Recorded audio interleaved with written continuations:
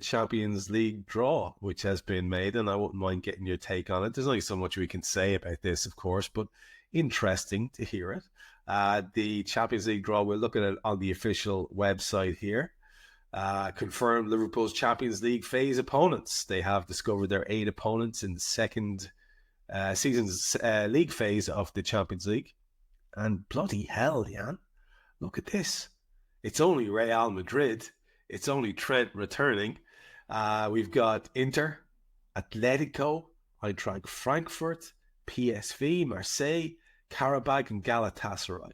Now, of those, we have home games against Real Madrid. Already suggested that's going to be tasty. Home game against Atletico, against PSV, and Karabakh. And we go away on the road to Milan to play Inter, Frankfurt to play Eintracht Frankfurt, and Marseille and Galatasaray as well. It's a hell of a bundle of fixtures. I think it's fair to say, Jan, that is there's some tasty ones there, and it's not an easy task by any means. No, it's not. There's some good names in there. Absolutely no doubt about that. I mean, obviously the top 3, Real Madrid, Inter, let's not forget Inter. I know they lost 5-0, but nevertheless, they were in the Champions League final last year. And Atletico Madrid, which is basically the same as playing Newcastle. They're playing a very similar way. Off the rest, I'm delighted that we don't have to go to Azerbaijan to play Karabakh. Good job, that's at Anfield. Off those away games, Inter will be tough. I love the San Siro. It's a great atmosphere. It's a great football stadium to go to. And Galatasaray will have his own moments because of, the way that the Turkish football supporters support their team. So that'll be a great experience for the boys. But I don't see too much rocky waters here, Trevor. We did it last year with Real Madrid. I feel we'll be more than good enough to do the same thing again. Inter away will be tricky. Frankfurt is the great thing with German teams, Trevor. They all play the same way.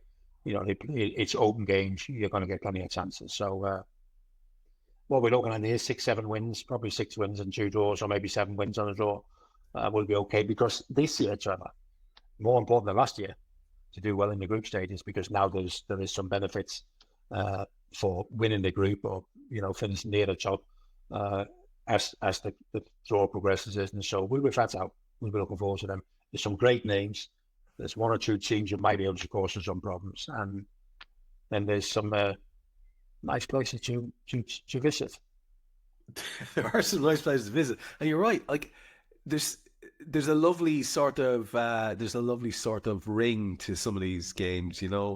Liverpool Real, Liverpool Inter, Liverpool Atletico. These are great games. PSV. There's Liverpool Marseille. Even these are all great games to look forward to. Proper European ties. I love your confidence there, man. You were exactly the same this time last year. To be fair to you, your rationale was, and this is going into season 1 with Arne. It was, we should be able to do these. We should walk away.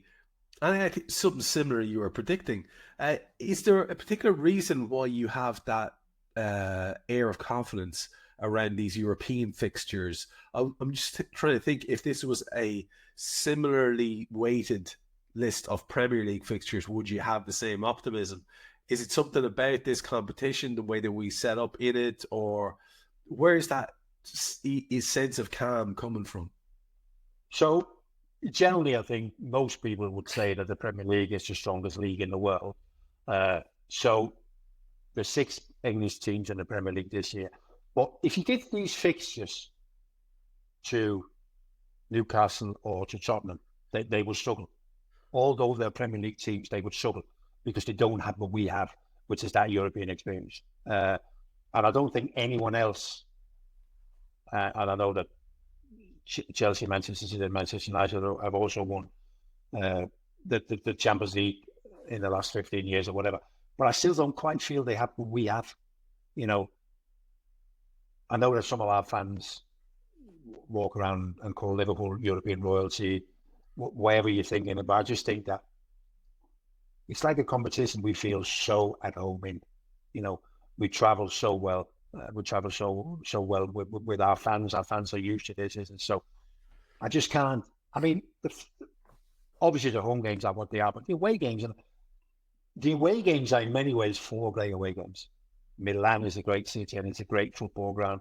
Frankfurt is a great German city and a great stadium, with big crowds. Marseille is, whoa, that's off the scale, isn't it, in terms of the atmosphere? And there'll be 50,000 people, and it's great. And Galatasaray would be the same, isn't it? And that might frighten even other Premier League teams. We just know how to do this, and I just think that's massive. We know how to do this. And I do think that there's only very few teams in Europe where you can have that kind of confidence that almost regardless of what you throw at us, we'll go. Yeah, it's a great shout. And like any squad that has Virgil van Dijk and Mo Salah swaggering about in it with the record of having won the bloody thing and been to so many finals, I think you're right. I think it's a well-earned calm. I just wanted you to spell it out for our listeners because sometimes they need to hear reassuring things from you, sir.